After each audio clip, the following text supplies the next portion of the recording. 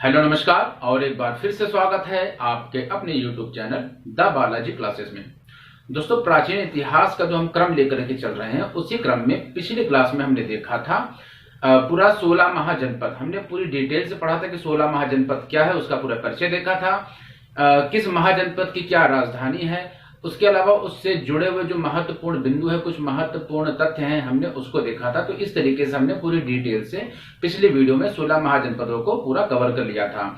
पिछली वीडियो में हमने बात करी थी कि जो नेक्स्ट वीडियो है, इसका मतलब जो ये वीडियो आप देख रहे हैं, इस वीडियो में हम मैप पर देखेंगे सभी 16 महाजनपदों को और पूरा एक इस तरीके से इस वीडियो में मैं आपको सभी 16 महाजनपद बताऊंगा, जिसके अंतर्गत आप मैप में कौन सा महाजनपद किस जगह है इसको तो लोकेट कर पाएंगे और आपको ये जो 16 महाजनपद है वो मैप पर ही मैं जब आपको बताऊंगा तो सारे लगभग सारे आपको इस मैप पर ही याद हो जाएंगे। जिस तरीके से मैं बताऊंगा उस तरीके से। इसके अलावा ट्रिक के माध्यम से भी मैं 16 महाजनपद और उसकी राजधानी क्या है इन दोनों को मैं बताऊंगा, क्योंकि आने वाले किसी भी एग्जाम में महाजनपद की राजधानी क्या है इस तरीके से प्रश्न खूब पूछे जाते हैं। तो आइए स्टार्ट करते हैं। तो मैंने बात करी कि मैं आपको लोकेशन बताऊंगा मैप पर, वो भी आपको याद हो जाएगी, और ट्रिक के माध्यम से सभी 16 महाजनपदों की राजधानियों को बताऊंगा तो आपको वो भी पूरी अच्छी तरीके से याद हो जाएगी।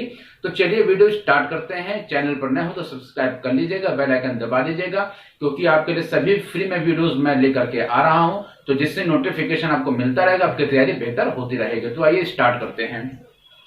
ये आप देख रहे हैं कि पूरा एक इंडिया का ये मैप है। हालांकि बड़ी मुश्किल से बना है। इंडिया का मैप बनाना मुझे बड़ा मुश्किल लगता है, तो कोशिश करके मैंने अपने हिसाब से लगभग ठीक ठाक बनाया हुआ है। तो पूरा इंडिया का ये मैप है और इसी इंडिया के मैप पर हम 16 महाजनपदों को बनाएंगे। इसके अलावा हम एक चीज अगर इसमें विशेष रूप से ध्यान रखें तो अगर हम इसको कैटेगराइज करते हैं तो दो चीजों को आपको याद रखना पड़ेगा। पहली चीज तो यह है कि इन सभी 16 महाजनपदों में 8 ऐसे महाजनपद हैं जो कि उत्तर प्रदेश से संबंधित हैं, 3 ऐसे महाजनपद हैं जो कि बिहार से संबंधित हैं।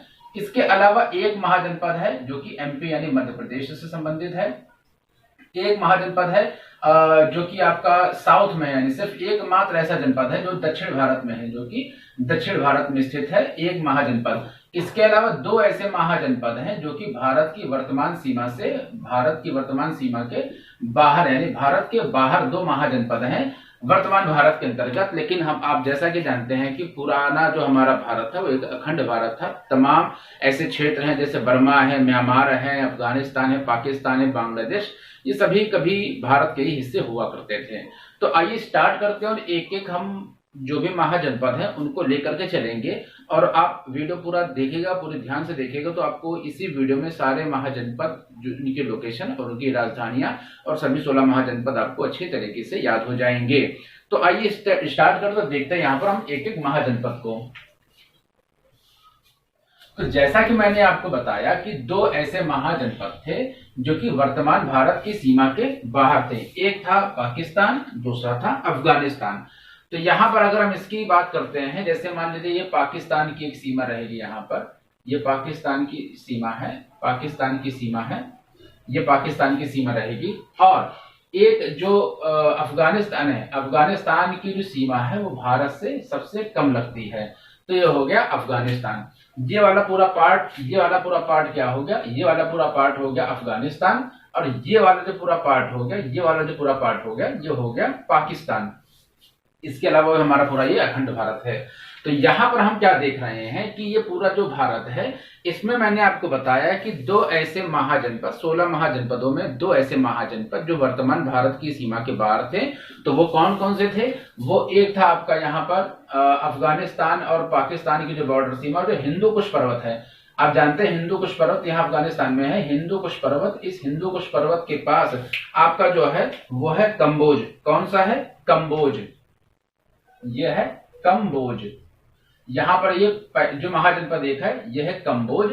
इसके अलावा इसकी जो राजधानी है, इसकी राजधानी यानी कंबोज की राजधानी वो कौन सी हो जाएगी? वो हो जाएगी हाटक राजपुर। क्या हो जाएगी? हाटक या राजपुरा। हाटक या राजपुरा। तो इसको ट्रिक कैसे बताऊंगा कि किस तरीके से उसको याद रखें। अभी हम सिर्फ उसकी लोकेशन को देखते हो, तो आपको याद हो गया होगा कि हिंदू कुश पर्वत के आसपास और पाकिस्तान और अफगानिस्तान की जो ये सीमा है, यहाँ पर एक है कम्बोज और दूसरा है, जो कि दो मैंने बताया आपको बार है वर्तमान भारत की सीमा से, दूसरा है गांधार। ये हो जाएगा गांधार, वही प्रदेश जहां से गांधारी का संबंध है, वही प्रदेश जहां से शकुनी मामा का संबंध है।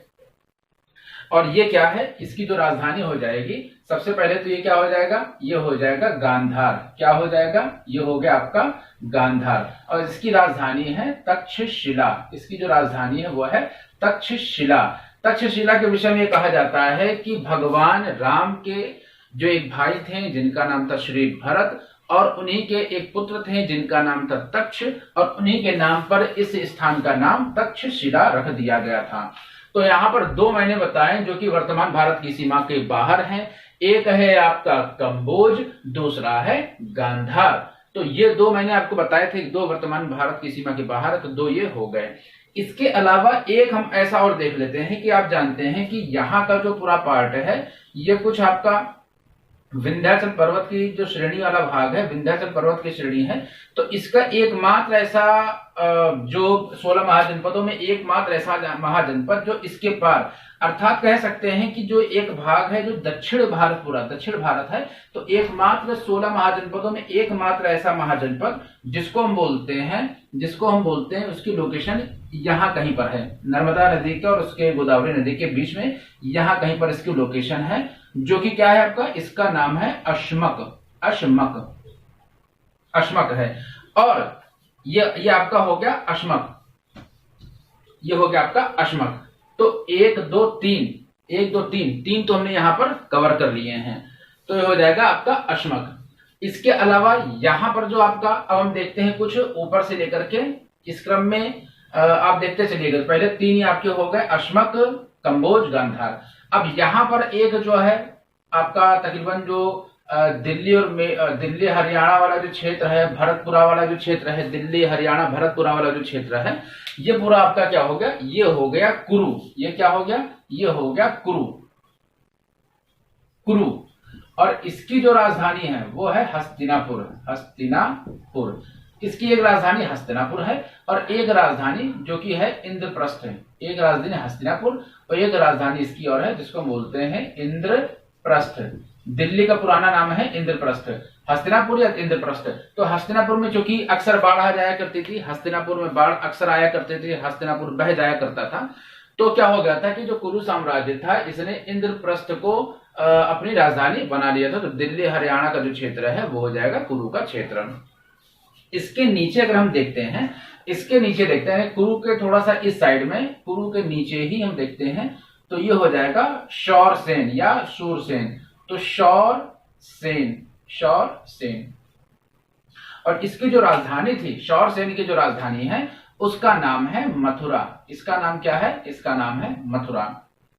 इसके अलावा पूरा जो राजस्थान का जो क्षेत्र है, ये जो क्षेत्र है पूरा इस तरह से जो है, ये पूरा राजस्थान का जो क्षेत्र है, तो इस क्षेत्र में क्या हो गया, पूर्णतः राजस्थान के अंतर्गत जो महाजनपद था उसका नाम था मत्स्य। इसका क्या नाम है, इसका नाम है मत्स्य इसका नाम है, इस महाजनपद का नाम।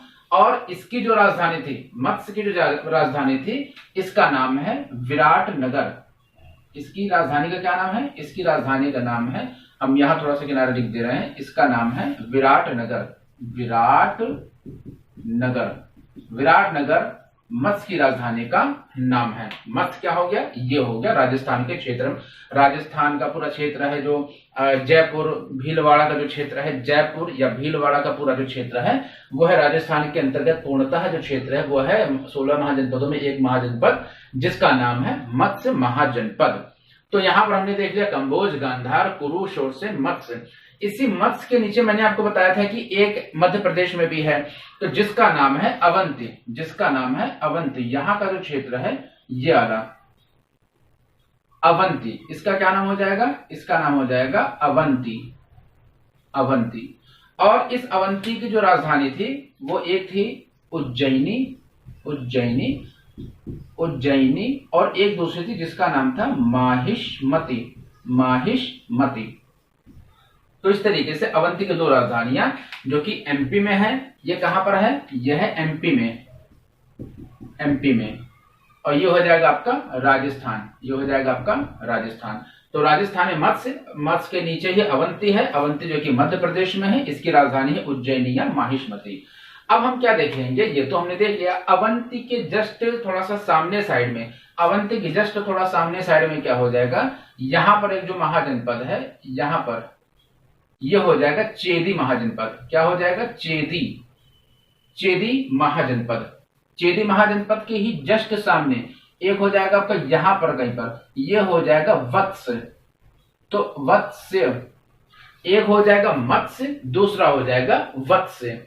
ये कौन सा क्षेत्र है, तो ये आपका तकरीबन जो वो पश्चिमी जो प्रयागराज है, पश्चिमी प्रयागराज का जो क्षेत्र, नहीं ये वत्स, ये आपका जो बुंदेलखंड वाला क्षेत्र है, ये जो बुंदेलखंड वाला क्षेत्र है वत्स का, ये यहां पर है आपका वत्स। और इसकी जो राजधानी हो जाएगी, वत्स की राजधानी कौन सी हो जाएगी, वत्स की राजधानी हो जाएगी कौशाम्बी, कौशाम्बी। इसके अलावा अगर हम यहां पर देखते हैं तो यहां पर देखते हैं ऊपर से, यानी पूर्वी साइड से, पूर्वी भारत की साइड से देखते हैं अगर हम हैं, तो यहां पर आपका क्या है, यहां पर एक है आपका पांचाल, ये है पांचाल, पांचाल, और इसकी जो राजधानी है वो है अहिच्छत्र, अहिच्छत्र, अहिच्छत्र। पांचाल की राजधानी अहिच्छत्र, ये जो क्षेत्र, और इसी के नीचे यहां पर कौशल प्रदेश है, कौशल, कौशल प्रदेश है, जिसकी जो राजधानी है, कौशल की राजधानी आपकी हो जाएगी श्रावस्ती, श्रावस्ती। ये आपका जो कौशल का जो क्षेत्र है, ये आपका जो बरेली है, बंदायूं है, इधर का ये क्षेत्र है, बरेली बंदायूं का क्षेत्र, ये कौशल का क्षेत्र पड़ता था। इसके जो नीचे हो जाएगा वो हो जाएगा यहां पर कहीं पर, ये हो जाएगा मल्ल, मल्ल। मल्ल की जो राजधानी थी वो है कुशीनारा, कुशीनारा, कुशीनारा। तो कुशीनारा हो जाएगी मल्ल की राजधानी, और इसी कुशीनारा के नीचे यहां पर कहीं पर ये आपका ये जो क्षेत्र था, ये क्षेत्र था आपका काशी, ये आपका क्षेत्र था काशी। और जो काशी है इसकी जो राजधानी थी वो थी वाराणसी, काशी की जो राजधानी थी वो थी वाराणसी। तो हमने क्या देखा, पूर्वी साइड में पांचाल, पांचाल के नीचे कौशल, कौशल के नीचे मल्ल, मल्ल के नीचे काशी, और इस साइड में आपका तकरीबन इधर साइड में ये जो क्षेत्र है झारखंड वाला क्षेत्र, झारखंड है ना। तो जो चूंकि झारखंड आज बिहार से अलग है, लेकिन उस समय जो झारखंड बिहार से लगा हुआ था, तो ये जो झारखंड वाला क्षेत्र है, यहां पर आपका हो जाएगा वज्र संघ, वज्र संघ। संघ क्यों बोला, क्योंकि इन पूरे 16 महाजनपदों में, इन 16 महाजनपदों में एक जो आपका ये जो वज्र संघ है, एक ये और एक आपका जो ये मल्ल है, ये दो ऐसे 16 महाजनपदों में 16 महाजनपद थे जो कि गण राज्य थे, जहां पर प्रजातंत्र था। राजतंत्र होने के बावजूद भी यहाँ पर प्रजातंत्र था, जो कि पूरे 16 महाजनपदों में एक मल्ल है और दूसरा है वज्र संघ। वज्र संघ में 8 गण राज्य थे, वज्र संघ में 8 गण राज्य थे, इसको आप याद रख सकते हैं। 8 गण राज्य वज्र संघ थे, बहुत काफी संख्या में गण राज्य थे। तो इसकी जो राजधानी अगर हम बात करते हैं तो इसकी राजधानी थी वैशाली, वैशाली। तो वज्र संघ की जो राजधानी थी वो थी वैशाली। तो इसके अलावा अगर हम एक और देखते हैं तो ये जो मैंने आपको क्या बताया, मध्य प्रदेश का अवंती, तो इसके बाद उसके सामने चेदी, उसके सामने वत्स, वत्स के थोड़ा सा सामने यहां पर कहीं पर ये जो पूरा क्षेत्र है, ये जो पूरा क्षेत्र है ये आपका था मगध, बहुत शक्तिशाली साम्राज्य था मगध, मगध बहुत शक्तिशाली था। तो ये क्या हो जाएगा मगध। इसकी जो राजधानी थी, इसकी जो राजधानी थी वो थी राजगिरी, राजगृह बोल सकते हैं, राजगृह या राजगिरी, तो राजगृह, राजगृह इसकी राजधानी थी मगध की। इसके अलावा एक आखिरी जो बस्ता है जिसका नाम था चंपा, जिसका नाम था चंपा, सॉरी अंग, अंग महाजनपद, अंग महाजनपद। इस अंग महाजनपद की राजधानी थी चंपा, इस अंग महाजनपद की राजधानी थी चंपा। तो इस तरीके से 16 महाजनपद थे, इसको हमने पूरी डिटेल से देखा कि कहां कहां क्या लोकेशन। तो एक बार इसको जल्दी से रिवाइज कर लेते हैं 1 मिनट में, जिससे इसकी आपको लोकेशन और अच्छे से समझ में आ जाए। तो भारत के बाहर 2 महाजनपद, कंबोज हिंदू कुश पर्वत के आसपास का जो क्षेत्र था, रावलपिंडी के आसपास का क्षेत्र पाकिस्तान में, और अफगानिस्तान पाकिस्तान की सीमा के पास ये भारत से बाहर 2 कंबोज और गांधार थे। एकदम दक्षिण में था जिसका नाम था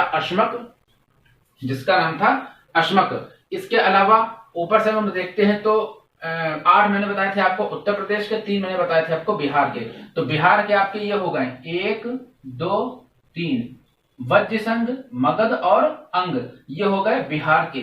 इसके अलावा जो मैं बता रहा हूं इसमें से एक हो गया राजस्थान का, एक हो गया एमपी का, और सभी जो है और सभी क्या होगा वो उत्तर प्रदेश के क्षेत्र के हो गए।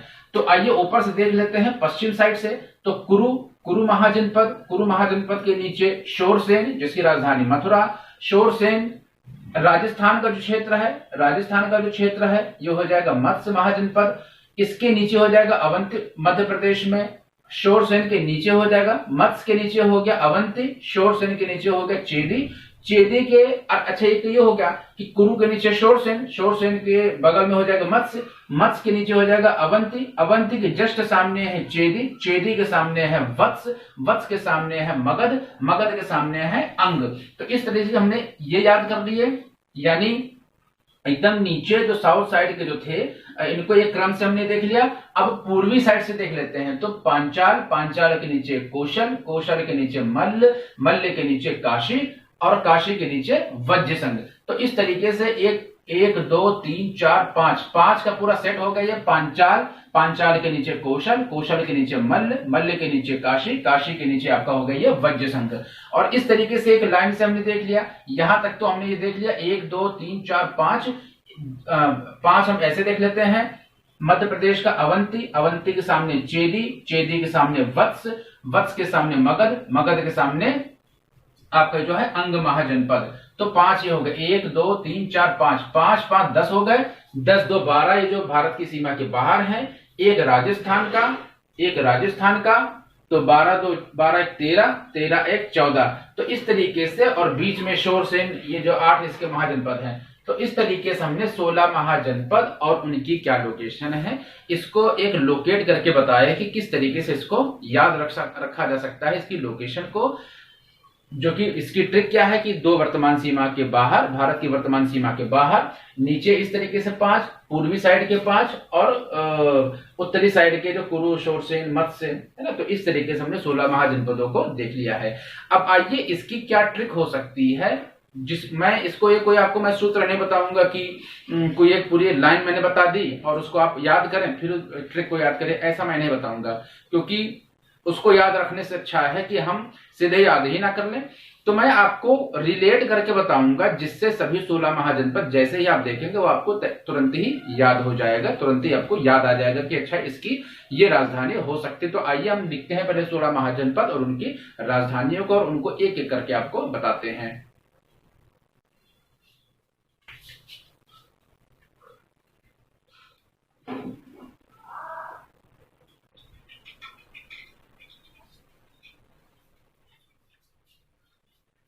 मैप में देखने के बाद आइए हम देख लेते हैं इन सभी 16 महाजनपद को एक नजर में, एक ट्रिक के माध्यम से, जिसके माध्यम से हम इन सभी 16 महाजनपदों को आसानी से याद रख सकें। तो आइए देखते हैं सभी 16 महाजनपदों को। तो जैसा कि मैंने आपको बताया कि 8 महाजनपद ऐसे 8 महाजनपद हैं, ये ऐसे 8 महाजनपद है जो कि है आपके उत्तर प्रदेश में। तो आइए सबसे पहले है इनको हम देख लेते हैं। तो जैसा यहाँ पर आप देख सकते हैं, यहाँ लिखा हुआ है कुरु महाजनपद की जो राजधानी थी वो है इंद्रप्रस्थ। आप जानते हैं कि जो कुरु है, तो कुरु महाजनपद मैंने आपको बताया कि कुरु महाजनपद क्या है, इसको याद कैसे रखें। तो कुरु क्या होगा, इसका संबंध हो गया कौरव और पांडव से। किसका संबंध हो गया कुरु का, कुरु लोग, कुरु जन या कौरव और पांडव। कौरव और पांडव कौन थे, जो 2 भाई थे जो कि जिनकी राजधानी थी हस्तिनापुर। जिनकी राजधानी क्या थी, हस्तिनापुर। जिनकी राजधानी क्या थी, हस्तिनापुर। तो हस्तिनापुर आप याद रख सकते हैं, क्योंकि हस्तिनापुर का संबंध किससे था, तो कौरव कुरु से हो गया, कौरव और पांडव। तो कौरव या कुरु, इससे संबंध निकाल सकते हैं। कुरु का संबंध कौरव से, कौरव जो कि हस्तिनापुर जिनकी राजधानी थी, कौरव पांडवों की राजधानी हस्तिनापुर थी, और हस्तिनापुर चूंकि बाढ़ में बार बार बह जाती थी, उसी जगह पर इंद्रप्रस्थ को राजधानी बनाया गया था। और इंद्रप्रस्थ दिल्ली का पुराना नाम है। तो ये ट्रिक आपको समझ में आई होगी कि इसको हम कैसे संबंधित कर रहे हैं। कुरु, कुरु से हो गया कौरव, कौरव जो कि जिनका संबंध हस्तिनापुर था। हस्तिनापुर पहले जो कुरु महाजनपद है उसकी एक राजधानी थी हस्तिनापुर, दूसरी राजधानी थी इंद्रप्रस्थ। कैसे हस्तिनापुर बार बार बाढ़ में बह जाती थी, उसकी स्थान पर इंद्रप्रस्थ को कुरु महाजनपद की राजधानी बना दिया गया था। तो आई होप आपको ये बात समझ में आई होगी। आइए देखते हैं दूसरे महाजनपद को। दूसरा महाजनपद था शौरसेन। दूसरा महाजनपद था शौरसेन या शौरसेन या सूरसेन। दूसरा महाजनपद शौरसेन, शौरसेन या सूरसेन, तीनों एक ही नाम है। तो शौरसेन को हम देखते हैं तो किसका, यहां पर आप देख सकते हैं शौरसेन। शौर का मतलब क्या होगा, शौर भी कह सकते हैं। तो शौर से क्या निकल रहा है, शौर्य निकल रहा है। क्या निकल रहा है, शौर्य निकल रहा है। और किसका शौर्य ज्यादा था, तो जिसका संबंध था मथुरा से। मथुरा का कौन था, कृष्ण कन्हैया। कृष्ण कन्हैया जिनका संबंध था मथुरा से। तो यहां हम क्या कर सकते हैं, शौरसेन, शौर से मतलब शौर्य, किसका शौर्य, कृष्ण कन्हैया का शौर्य। सबसे भाई भगवान कृष्ण का ही तो शौर्य था, जिसके माध्यम से जो दुर्योधन थे, दुर्योधन ने क्या किया था कि इनकी एक अक्षौणी पूरी सेना को मान लिया था, और जो अर्जुन ने भगवान कृष्ण को मांग लिया था। तो क्या हो गया था, भगवान कृष्ण का शौर्य था कि बिना किसी हथियार के, बिना किसी अस्त्र शस्त्र को उठाए पूरा ये जो युद्ध जीत लिया था महाभारत का। तो इनका ये शौर्य ही था। तो शौरसेन से हमने बनाया क्या, शौर्य। शौर्य से बना भगवान कृष्ण का शौर्य, और भगवान कृष्ण का संबंध मथुरा से है। तो शौरसेन की राजधानी मथुरा। कुरु और शौरसेन के बाद हम देखेंगे चेदी। अब यहाँ पर अगर आप चेदी को देख रहे हैं, दा के जगह हम अगर लगा दे रा तो हो जाएगा चेरी। क्या हो जाएगा, हो जाएगा चेरी। चेरी क्या है, एक प्रकार का फल होता है। चेरी क्या होता है, एक प्रकार का फल होता है।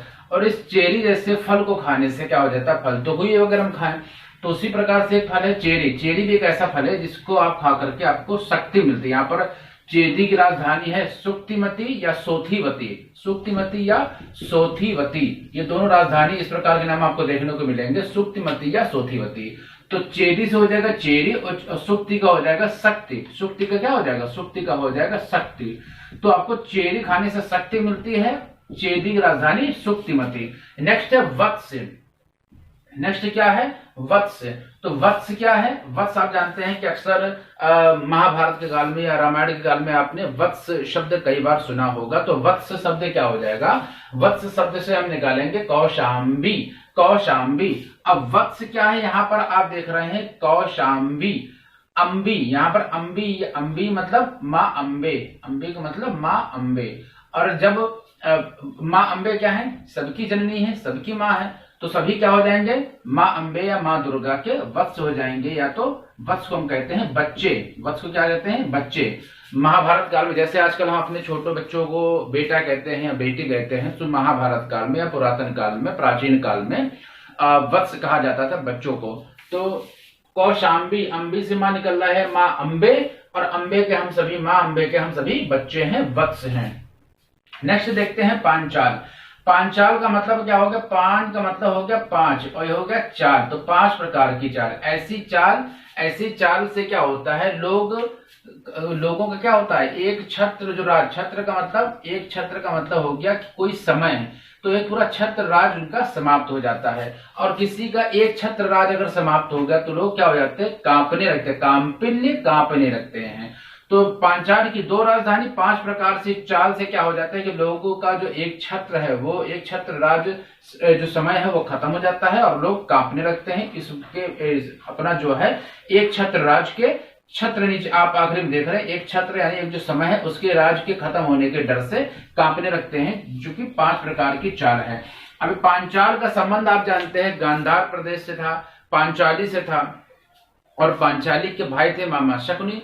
और ये शकुनी कई प्रकार की, 5 क्या हो तो कई प्रकार की चाल चलते थे पांडवों को हराने के लिए, उनको परेशान करने के लिए। तो यहाँ पर आप रिलेट कर सकते हैं 5 प्रकार की चाल अगर इस शकुनी मामा टाइप की होगी, तो लोगों का एक छत्र राज खत्म होने के डर से लोग कांपिल्य का मतलब कांपने लगेंगे। यहाँ पर है कौशल। कौशल का मतलब क्या हो गया, कौशल का मतलब हो गया स्किल। कौशल का मतलब क्या हो गया, कौशल का मतलब हो गया स्किल, स्किल मतलब होगा, कौशल का मतलब स्किल या योग्यता। तो जिसके पास कौशल है तो क्या करेगा, वो बढ़िया बढ़िया क्या कर सकता है, बस्ती बना सकता है, श्रावस्ती बस्ती बना सकता है।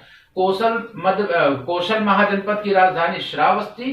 कौशल का मतलब स्किल, और जिसके पास स्किल होगी वही तो अच्छी अच्छी बस्तियों को डेवलप कर सकेगा या बना सकेगा। नेक्स्ट महाजनपद है मल्ल। मल्ल की राजधानी है कुशीनारा। इसको हम दो तरीके से याद रख सकते हैं। मल्ल का मतलब होता है कुश्ती। मल्ल का मतलब क्या होता है, मल्ल का मतलब होता है कुश्ती लड़ना। और जो कोई कुश्ती लड़ेगा तो क्या हो जाएगा, कुशी से हो जाएगा कुश्ती। कुशी को हम किस तरह से रिलेट कर सकते हैं, कुश्ती कह सकते हैं। तो मल्ल का मतलब कुश्ती, और यहाँ पर भी आप कुशी में ही आप कुश्ती शब्द को छुपा हुआ देख रहे हैं। इसके अलावा मल्ल का मतलब कुश्ती, और जो कुश्ती लड़ेगा तो वो जो भी पैजामा पहनेगा, लंगोट पहनेगा, उसका नारा अच्छी तरीके से बांध ले। सिर्फ मैं याद करने के लिए इसको रिलेट करके बता रहा हूं। तो मल्ल का मतलब हो गया कुश्ती। कुश्ती मतलब यहाँ कुशी का मतलब भी कुश्ती हो गया, या मल्ल का मतलब कुश्ती। कुश्ती जो करेगा वो अपना नारा वगैरह अच्छी तरीके से बांध ले, जिससे उसका पैजामा ढीला होकर के गिर ना सके। तो मल्ल जो महाजनपद, उसकी राजधानी कुशीनारा। यहाँ पर आप देख सकते हैं काशी। काशी चूंकि वाराणसी इसकी राजधानी है, और काशी बाबा विश्वनाथ की नगरी है, जो कि कहां पर है, वाराणसी में। इसको याद रखने के लिए किसी ट्रिक की जरूरत नहीं, सभी को ऐसे ही याद होगी। गांधार, यहाँ पर आप देख रहे हैं गांधार, गांधार प्रदेश। अब यहाँ पर गांधार, तो धार यहाँ पर आखिर में देखने को मिल रहा है। तो गांधार प्रदेश की राजधानी है तक्षशिला। गांधार में आखिरी में आप देख रहे हैं धार, और यहाँ पर आखिरी में देख रहे हैं आप शिला। शिला का मतलब हो गया पत्थर। अब पत्थर का संबंध हम धार से कैसे रख सकते हैं, तो कोई भी चाकू है, कोई भी तलवार है या भाला है, किसी ऐसी चीज पर जिस पर धार बनानी हो, तो उसको हम पत्थर पर रगड़ते हैं, घिसते हैं, या शिला पर घिसते हैं। इसके अलावा यहाँ पर देख सकते हैं नेक्स्ट है कंबोज। कंबोज की राजधानी है राजपुरा या हाटक। राजपुरा या हाटक। तो कम का मतलब हो गया कम, और बोझ का मतलब हो गया बोझ। तो हम बोझ कम करेंगे। बोझ कम करने से क्या हो जाएगा, पूरा पूरा। पूरा पूरा का मतलब पूरा क्या हो जाएगा, राज हो जाएगा। मेरा पूरा पूरा राज हो जाएगा कब, जब हम बोझ को कम करेंगे। क्या करेंगे, कम बोझ करेंगे, और कम बोझ को करने का मतलब हटाएंगे। कम करना या हटाना, हाटक से हटाना। तो बोझ जो हम हटाएंगे तो हमारा पूरा पूरा राज हो जाएगा। तो इस तरीके से कंबोज की राजधानी राजपुरा या हाटक है। इसको आई थिंक आपको ये चीज समझ में आई होगी। नेक्स्ट है अवंती। अवंती मैंने आपको बताया कि एमपी, एमपी का मतलब मध्य प्रदेश में, एमपी मतलब मध्य प्रदेश में है। तो अवंती मध्य प्रदेश में है, और मध्य प्रदेश की जो राजधानी है वो है, मध्य प्रदेश में फेमस शहर है या बहुत प्रसिद्ध शहर है, मान्यता जिसकी आस्था है लोगों की जिस शहर पर, वो है उज्जैन। उज्जैन बाबा महाकालेश्वर की नगरी है, बाबा शिव की नगरी है। महाकालेश्वर बाबा, जिनको कहते हैं कि काल पापी की मौत वो मरे जो काल करे चंडाल का, काल भी उसका क्या करे जो भक्त हो महाकाल का। तो इस तरीके के जो बात है, तो भगवान महाकालेश्वर की बहुत मान्यता है, और 12 ज्योतिर्लिंगों में महाकालेश्वर भी आपका आता है। और उज्जैन क्षिप्रा नदी, उज्जैन कहाँ पर आपका, जो क्षिप्रा नदी है, क्षिप्रा नदी जहां पर कुंभ का एक जो मेला का आयोजन होता है, इसी क्षिप्रा नदी के तट पर होता है। और उज्जैन का आपको ये चीज समझ में आई होगी कि अवंती जो कि मध्य प्रदेश में है, मध्य प्रदेश का संबंध उज्जैन से है। उज्जैन महाकालेश्वर बाबा की नगरी है। उज्जैन जो है क्षिप्रा नदी के किनारे है, और जहां पर कुंभ का मेला लगता है। तो अवंती की जो अवंती है, अवंती या अवंतिका नहीं, अवंती है, सॉरी अवंती है। तो अवंती की राजधानी है उज्जैनी। उज्जैन से ही बनी उज्जैनी। नेक्स्ट है अश्मक। अश्मक को अगर आप देखें तो का को हटाकर हम ता लगा दे तो हो जाएगा अश्मत। और अश्मत क्या हो जाता है, अश्मक की राजधानी है पोतन। पोतन इसकी अश्मक की राजधानी है। और अश्मत क्या हो जाएगा, किसी की अश्मत को पोतना नहीं चाहिए। नेक्स्ट हो जाएगा मत्स्य। मत्स्य का मतलब हो जाता है मछली। मत्स्य क्या होता है, मत्स्य हम कहते हैं मछली को, और मछली ही इस दुनिया की सबसे बड़ी जानवर है। मछली इस पूरी दुनिया में, इस पूरी धरती पर सबसे बड़ा जानवर अगर कोई है तो मछली है, और बड़ी है। और विराट यहाँ पर देख सकते हैं विराटनगर, मत्स्य की राजधानी विराटनगर। और यहाँ पर विराट का मतलब भी होता है बड़ा। तो मत्स्य यानी मछली भी बड़ी है, विराट का अर्थ भी होता है बड़ा। नेक्स्ट है वज्जी। तो एकमात्र ऐसा पहले क्षेत्र इसकी राजधानी क्या है, वज्जी। वज्जी की राजधानी है वैशाली।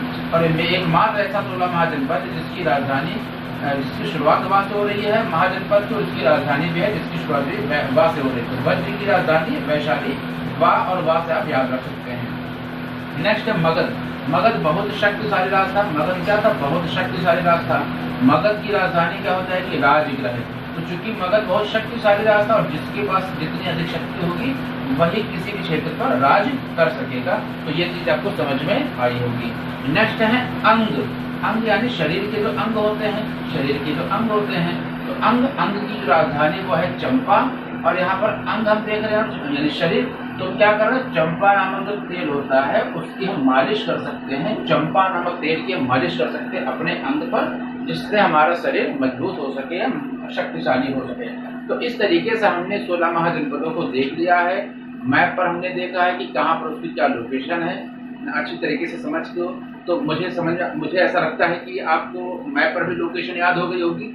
रिलेट करके मैंने आपको सभी 16 महाजनपदों की राजधानियां भी याद करवाया है। तो आई होप आपको ये भी समझ में आ गई होगी। तो अब इस प्राचीन काल के नेक्स्ट वीडियो में हम मौर्य काल या इसके बाद का जो पार्ट है उसको लेकर के आएंगे। तो मिलते हैं आपसे नेक्स्ट वीडियो में। ये वीडियो आपको कैसी लगी इसको लाइक कर दीजिएगा, कमेंट के माध्यम से बताइए कि वीडियो कैसी लगी आपको। चैनल पर नया हो तो सब्सक्राइब करिएगा और उम्मीद करता हूं कि आप इस वीडियो को अपने दूसरे सभी दोस्तों को शेयर जरूर करेंगे। तो मिलते हैं आपसे नेक्स्ट वीडियो में, तब तक के लिए जय हिंद, जय भारत।